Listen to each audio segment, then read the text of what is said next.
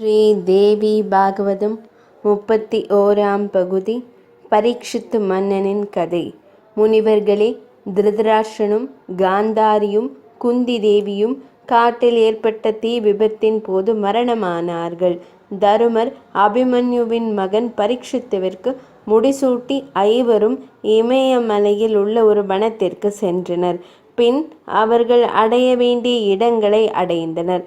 அதன் பின் பரீட்சித்து நீதியான முறையில் நாட்டை ஆண்டான்.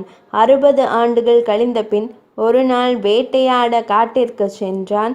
வனத்தில் வெப்பமாக இருந்தமையால் அவன் மிகவும் களைத்து போனான். அப்போது தியான நிலையில் இருந்த ஒரு யோகியை அவன் கண்டான்.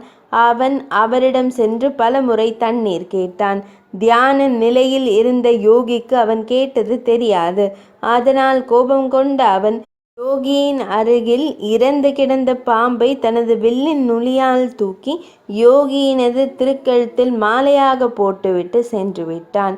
வெளியே சென்ற முனிவரின் மகன் திரும்பி வந்தபோது மகாவந்தர் என்ற அந்த முனிவரின் மகன் தனது தந்தையின் கழுத்தில் செத்த பாம்பை போட்டவன் பரீட்சித்து மகாராஜா என்று அறிந்து கொண்டான். அதனால் எனது தந்தையின் கழுத்தில் செத்த பாம்பை போட்டவன் இன்னும் 7 தினங்களில் தக்ஷன் என்ற சர்ப்ப அரசனால் கொல்லப்படுவான் என்று சபித்தான். அவன் சபித்ததை முனிவரின் சீடன் ஒருவன் பரீட்சித்திற்கு சென்று கூறினான். அதனால் பயம் கொண்ட பரீட்சித்து அதற்கு பரிகாரம் தேட முயன்றான். முடியவில்லை. முன்பொரு காலத்தில் ருரு என்ற முனிவரின் பத்தினி சர்ப்பராஜன் தீண்டிய போது இறந்துவிட்டாள். மந்திரங்கள் மருந்துகளால் குணப்படுத்த முடியாது என்று உணர்ந்த முனிவர் தனது ஆயுளின் பாதியை கொடுத்து காப்பாற்றினார் என்று கேள்விப்பட்டிருந்தான். அப்படியான ஒருவரை தேடும்படி தனது ஏவலர்களுக்கு உத்தரவிட்டான். அப்போது, அரசே, ருரு என்ற முனிவர் தனது ஆயுளின் பாதியை கொடுத்தவர் என்றீர்கள்.